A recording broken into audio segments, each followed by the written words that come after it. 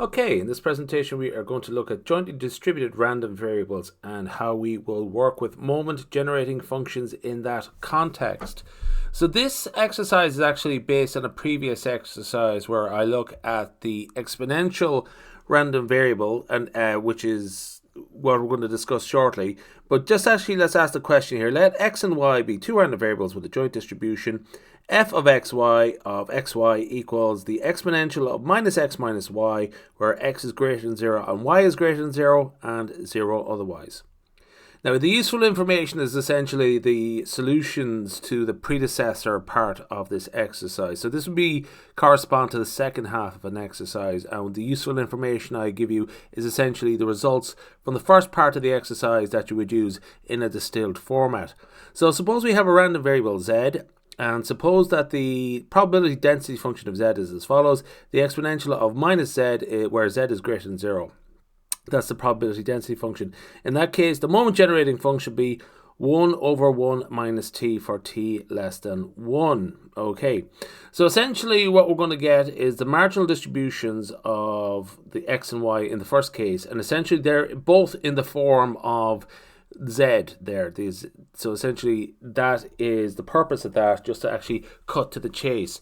I'm essentially giving you the marginal distribution of x and y and the moment generating function of x and y, or a format for it, so that we can speed things up. Okay, the question asks us to use the moment generating functions to calculate the expected value of x times y, the expected value of x, the expected value of y, and the covariance of x and y. Okay. So we're going to use moment generating functions here. So this is just a sort of statement of the problem now. We're going to get into the problem here properly. This is the joint distribution function again. The exponential of minus x minus y, where x is greater than 0 and y is greater than 0 and 0 otherwise. Okay. Now, based on, essentially, if we get the apply the derivative to that, we will get the following. For the derivative with respect to x and the derivative with respect to y, we will get the marginal distributions accordingly for x and y. So they are the exponential of minus x for x and the exponential of minus y for y. Okay, so that's the form that is applicable here that we were sort of given in the start of the question. Okay, so essentially that means that the marginal distributions, the moment generating functions are 1 over 1 minus t. Now, just let's clear things up a little bit. We are going to use t1 and t2 because we are dealing with two different variables here. So what I'm going to state here is the moment generating function of x is mx of t equals 1 over 1 minus t1 for t1 is less than 1, and similarly we let the moment generating function of y be my of t, which is 1 over 1 minus t2 for t2 less than 1. Okay, so just basically they're the same format, but just to make sure that they are kept distinct for both variables. Just a remark up at the top, we notice that x and y, f of xy is equal to fx times fy, so x and y are independent. Okay, that's important for what we're about to do. That may not always be the case, actually, but it's that's something you should actually check. But just to sort of go back there a second, if we multiply the marginal distribution of x times the marginal distribution of y, we will get the joint distribution function, and that is a condition of independence fulfilled. That's important. Okay. The reason for that is if we have two independent random variables x and y, then the moment generating function of x plus y is the product of the two individual components. I was getting at there. Okay, so that's the sort of the relevance of why they are independent. So let's just take that from the top. The moment generating function of t1 t2 is the expectation of the exponential of t1x plus t2y, and because of independence, and essentially because of, we can split that up algebraically, that is the expectation of the exponential of t1x times the expectation of the exponential of t2y. That's a bit of a tongue twister, if you forgive me if I fluff my lines a little bit. There we have the moment generating functions again. So essentially, just as I sort of previously stated, so essentially what we are looking for is the product of those two, which is 1 over 1 minus t1 times 1 over 1 minus t2.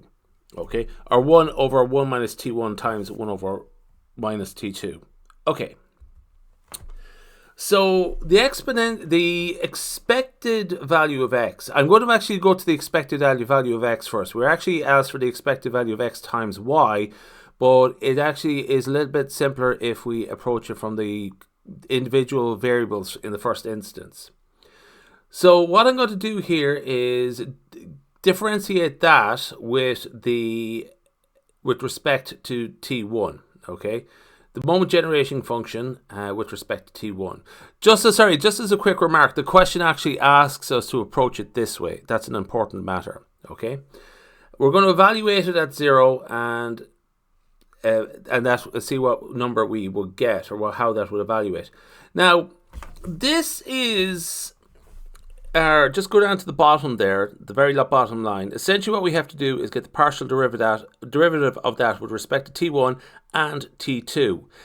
That's actually, it looks a little bit cumbersome, but it's actually fairly straightforward differentiation. So don't be too in awe of that expression there. It's actually very straightforward differentiation. Okay. So in the first case, we're going to get the derivative of that with respect to t1. So we get 1 over 1 minus t1 squared times 1 minus t2.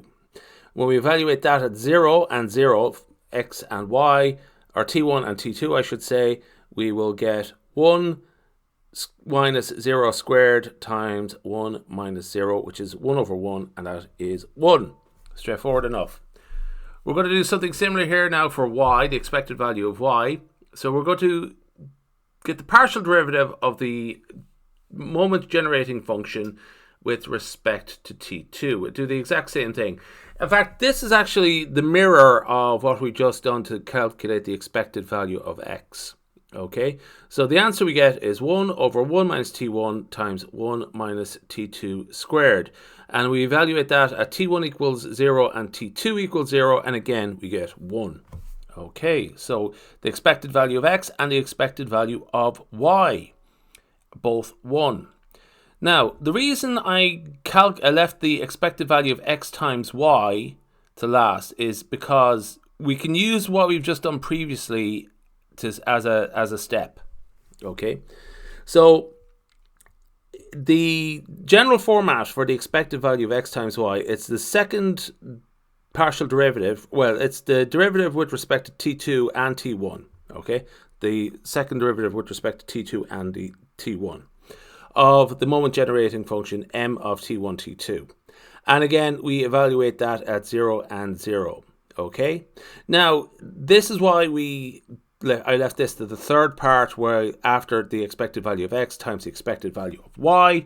The reason is, I'll just go back here a second, we could just sort of start from there. So it is actually differentiate that with respect to t1. We've already done it with respect to t2, so we just have to differentiate that with respect to t1. And what would happen there is, just notice the transition, we just go replace 1 minus t1 with 1 minus t1 squared. So it looks very long and cumbersome, but it's actually straightforward enough. Anyway, the expected value of x times y equals 1 over 1 minus t1 squared times 1 minus t2 squared, evaluated at 0 and 0, t1 equals 0, t2 equals 0. That is 1 divided by 1 minus 0 squared times 1 minus 0 squared, 1 divided by 1 times 1, which is 1. Okay.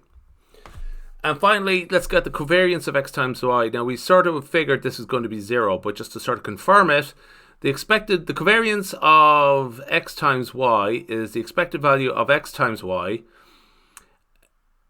Sorry, the covariance of x and y is the expected value of x times y minus the expected value of x minus the expected value of y. So that is 1 minus 1 times 1, which is 0. Okay, so that is everything we were asked to do. Okay, so we'll leave it there.